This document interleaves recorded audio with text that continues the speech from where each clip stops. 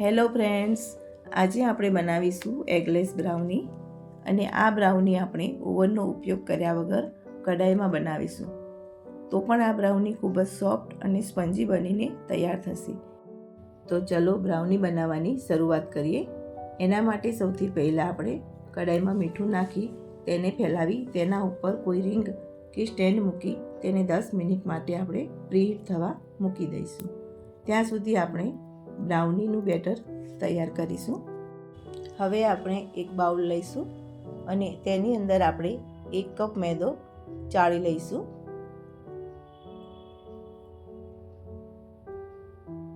મેદો ચાળવાથી તેની અંદર રહેલા ગઠ્ઠા નીકળી જશે.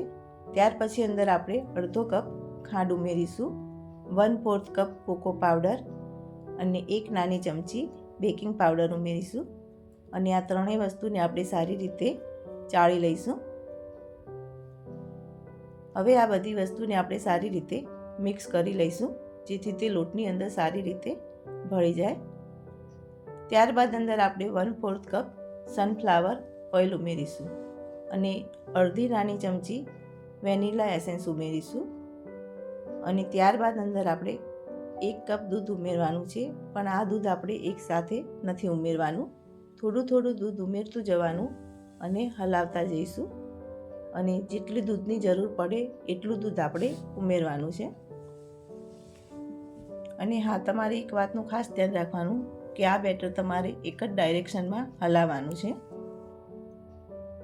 આ રીતે થોડું થોડું દૂધ ઉમેરતા જશું અને અંદર મિક્સ કરતા જઈશું.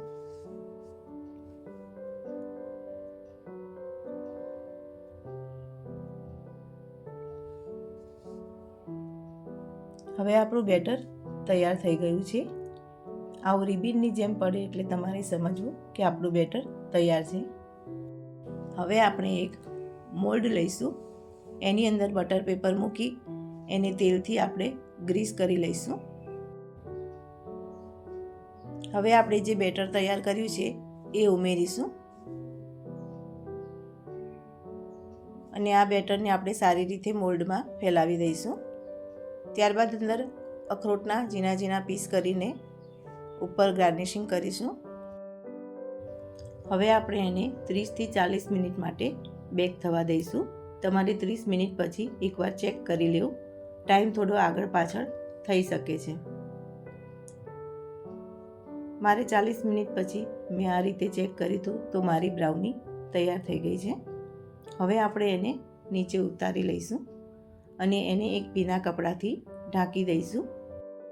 આ બ્રાઉનીને આપણે 15 મિનિટ કે અડધો કલાક ઠંડુ થવા દઈશું.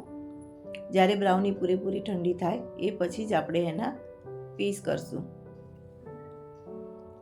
આના આપણે ચોરસ પીસ કરવાના છે અને પીસ થયા પછી એની ઉપર આપણે ચોકલેટ સિરપથી ગાર્નિશિંગ કરીશું. અને આ ચોકલેટ સિરપ બનાવવા માટે મેં ડાર્ક કમ્પાઉન્ડમાં થોડુંક બટર ઉમેરી એને મેલ્ટ કરી અને કોન બનાવ્યો હતો અને એને આપણે ઉપર ગાર્નિશિંગ કરીશું. તો તૈયાર છે આપણી બ્રાઉની. તમે જોઈ શકો છો કે આપણી બ્રાઉની સરસ તૈયાર થઈ છે. જો તમને પણ મારો વિડીયો પસંદ આવ્યો હોય તો લાઈક, શેર અને સબસ્ક્રાઈબ કરવાનું ભૂલતા નહીં. Thank you.